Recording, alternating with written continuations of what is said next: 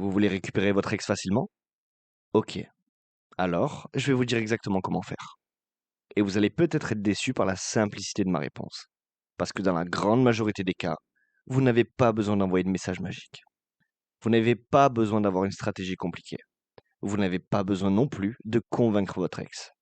Et encore moins de lui courir après. Dans la plupart des cas, pour récupérer votre ex, il faut simplement rester en no contact. Et ce, aussi longtemps que nécessaire. Je sais que parmi vous, il y en a plein qui n'ont pas envie d'entendre ça. Parce qu'au fond de vous, vous vous dites sûrement que ce n'est pas possible que ce soit aussi simple. Vous vous dites qu'il doit forcément y avoir quelque chose à faire. Un message à envoyer, une action à tenter, une manière de reprendre le contrôle. Justement, c'est exactement ce besoin de faire quelque chose depuis le début qui détruit petit à petit vos chances de récupérer votre ex. Parce qu'après une rupture, le plus gros piège, ce n'est pas de ne rien faire. Le plus gros piège, c'est d'empêcher votre ex de ressentir votre absence. Alors, pourquoi est-ce que je vous dis que récupérer votre ex, dans la plupart des cas, c'est très facile? Parce qu'au fond, vous n'avez pas besoin de faire 800 choses. En réalité, vous avez surtout besoin d'arrêter de faire ce qui empêche votre ex de revenir. Et ça, c'est une énorme différence. La plupart des gens se demandent quoi faire pour récupérer leur ex. Alors qu'en réalité, la vraie question, c'est plutôt qu'est-ce que je dois arrêter de faire pour ne plus détruire mes chances de le ou la récupérer? Et la réponse, elle est presque toujours la même. Il faut arrêter de rassurer, arrêter de courir, arrêter de relancer, arrêter de tendre la main, arrêter de revenir toutes les 2 semaines, arrêter de supplier, arrêter de négocier, arrêter de combler le vide à la place de l'autre. Parce que tant que vous ferez ça, votre ex ne vous perdra jamais vraiment. Il ou elle vous quitte, mais vous êtes encore là. Il ou elle prend de la distance, mais vous êtes encore là. Il ou elle pense que l'herbe est plus verte ailleurs, il ou elle va tester, et vous êtes encore là. Il ou elle doute peut-être un petit peu, mais pas tellement. Parce qu'encore une fois, vous êtes encore là pour le ou la rassurer. Il ou elle se sent un peu seul un soir, pas de souci. Il peut vous contacter. Vous êtes encore là. Donc, où est la perte? Où est le manque? Où est la peur de vous perdre? Et où est la remise en question? Il n'y en a pas. Et il n'y en aura pas. Et c'est justement pour ça que le no contact est si puissant. Parce qu'il fait enfin exister la rupture. Il fait enfin exister votre absence. Mais surtout, il fait enfin exister la possibilité réelle de vous perdre. Retenez bien ça. Le cerveau humain réagit à la perte. À la perte, pas à la disponibilité permanente, pas à l'amour garanti, pas à la présence illimitée. La perte, le vide, le manque, l'incertitude, la rareté.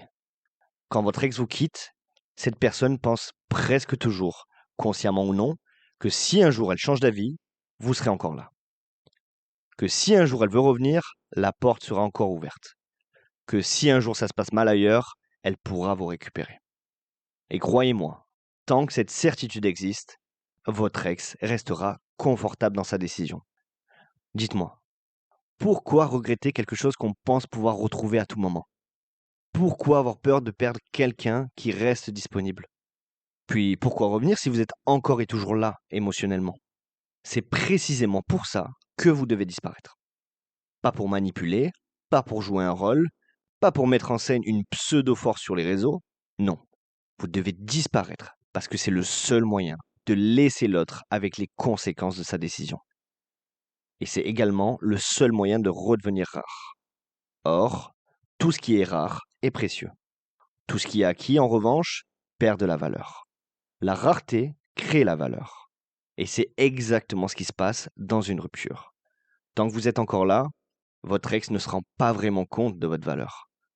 Par contre, le jour où vous disparaissez, pour de vrai, c'est à partir de là que quelque chose commence. Au début, votre ex peut ressentir du soulagement. C'est normal, ne vous en faites pas. Surtout si la relation s'était usée, s'il y avait des tensions, des disputes, de la jalousie, de la fatigue émotionnelle. Au début, votre ex se sent plus libre. Il ou elle a l'impression d'avoir repris le contrôle. Il ou elle pense même en général avoir pris la bonne décision. Très bien. Laissez cette phase exister. C'est très important. Parce que si vous revenez trop tôt, vous cassez tout. Vous soulagez votre ex au lieu de le ou de la laisser se confronter à la perte. Vous lui permettez de garder les bénéfices de la rupture sans aucun coût émotionnel réel. Alors que si vous tenez, que les jours passent, puis les semaines passent, et parfois même les mois passent, là, le cerveau de votre ex va commencer à bouger. Pourquoi? Parce qu'au début, votre ex croyait votre retour très probable. Puis avec le temps, cette certitude commence à s'estomper. Et les questions arrivent. Pourquoi est-ce que il ou elle ne revient pas? Est-ce que il ou elle m'a oublié? Est-ce que il ou elle a rencontré quelqu'un d'autre? Est-ce que il ou elle est plus heureux sans moi? Est-ce que j'aurais pas surestimé mon importance dans sa vie? Comprenez bien une chose, ces questions-là, elles n'apparaîtront jamais si vous continuez à écrire à votre ex. Elles apparaissent quand vous tenez le non-contact, quand votre silence va créer le mystère, et que le mystère va créer des zones d'ombre. Et c'est dans ces zones d'ombre que le cerveau humain fait ce qu'il fait toujours. Il imagine, il projette, il remplit les vides. Et souvent, il remplit les vides avec ce qui lui fait le plus peur, comme vous êtes en train de le faire actuellement. C'est pour ça qu'en réalité, récupérer son ex peut être très simple à comprendre. Pas parce que c'est immédiat, pas parce que c'est garanti à 100%, pas parce qu'il suffit de claquer des doigts, mais parce que le chemin est clair.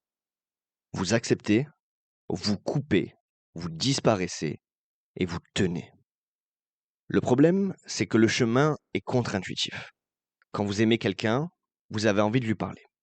Quand vous avez peur de perdre, vous avez envie de retenir. Quand vous sentez que l'autre s'éloigne, vous avez envie de réduire la distance. Quand vous ressentez du manque, vous avez envie de lui dire. Puis quand vous doutez, vous avez envie de vérifier. Et c'est précisément ce qui vous détruit. Parce que plus vous agissez sous le coup de la panique, plus vous redevenez prévisible. Et de ce fait, plus vous tuez l'intérêt, le respect, le manque, la curiosité ainsi que la peur de vous perdre. Et ce n'est pas tout. Le no-contact ne sert pas seulement à faire réagir votre ex. Il sert aussi, et surtout, à vous reconstruire. Parce qu'à chaque fois que vous retournez vers quelqu'un qui vous a quitté, à chaque fois que vous suppliez, relancez, négociez, attendez une réponse, puis revenez encore et encore, vous abîmez l'image que vous avez pour vous-même. Au début, vous croyez agir par amour, puis vous vous faites rejeter, puis vous perdez de l'estime pour vous-même, puis vous recommencez. Et ce cercle-là, il est infernal. Le no-contact va casser ce cercle. Il va vous redonner une vraie colonne vertébrale. Il va vous remettre debout. Il va vous obliger à exister sans la validation extérieure de votre ex. Et il va vous aider à retrouver votre lucidité concernant cette personne. Donc, si vous me demandez vraiment comment récupérer son ex facilement, ma réponse sera toujours la même. Acceptez, coupez, entrez en no contact et tenez, aussi longtemps que nécessaire. Et je sais que parmi vous, il y en a qui vont se dire, ok, mais le jour où mon ex reviendra, qu'est-ce que je vais devoir faire? Qu'est-ce que je vais devoir lui dire? Comment est-ce que je vais devoir me comporter? Justement, sachez déjà que c'est une très bonne question, mais surtout, j'ai déjà fait une vidéo là-dessus. Elle s'appelle les 5 questions à absolument poser à votre ex après le no contact. Je vous mets le lien à l'écran et je vous invite à aller la voir juste après ce podcast. Aujourd'hui, je vous explique comment maximiser vos chances que votre ex revienne. Et dans cet autre podcast, je vous explique quoi faire au moment où ça va enfin arriver. Alors, maintenant, qu'est-ce qu'il faut retenir de tout ça? Il faut retenir que récupérer son ex, dans la plupart des cas, ce n'est pas compliqué à comprendre. Ce qui complique tout, ce sont vos émotions. Ce qui complique tout, ce sont vos peurs. Ce qui complique tout, c'est votre besoin d'agir dans l'urgence. C'est votre incapacité à laisser la perte exister et s'installer profondément chez votre ex. La voie la plus facile à comprendre et la plus simple, ce n'est pas forcément la plus facile à vivre. Mais croyez-moi, c'est celle qui va vraiment maximiser vos chances de voir revenir votre ex tout en vous dirigeant vers le chemin le plus rapide vers la guérison. Donc, vous acceptez la rupture, vous vous retirez proprement, vous ne courez plus, vous ne revenez plus, et surtout, vous laissez votre ex avec les conséquences de sa décision. Vous laissez le cerveau de votre ex réagir à la perte. Vous laissez le temps, la rareté, le mystère, la comparaison et les open loops faire leur travail. Si ce n'est pas encore fait, n'oubliez pas que, comme d'habitude, vous pouvez répondre à mon questionnaire en 10 étapes qui se trouve en description de chacun de mes podcasts pour recevoir gratuitement et dans les 72 heures mon avis sur votre situation. Prenez le temps, remplissez-le avec sincérité et avec un maximum d'éléments possibles. Je vous lirai et je vous répondrai au plus vite. En attendant, restez fort, restez en nos contacts et continuez d'avancer la tête haute. Si vous le faites, je vous promets que tout ira merveilleusement bien. Allez, bisous.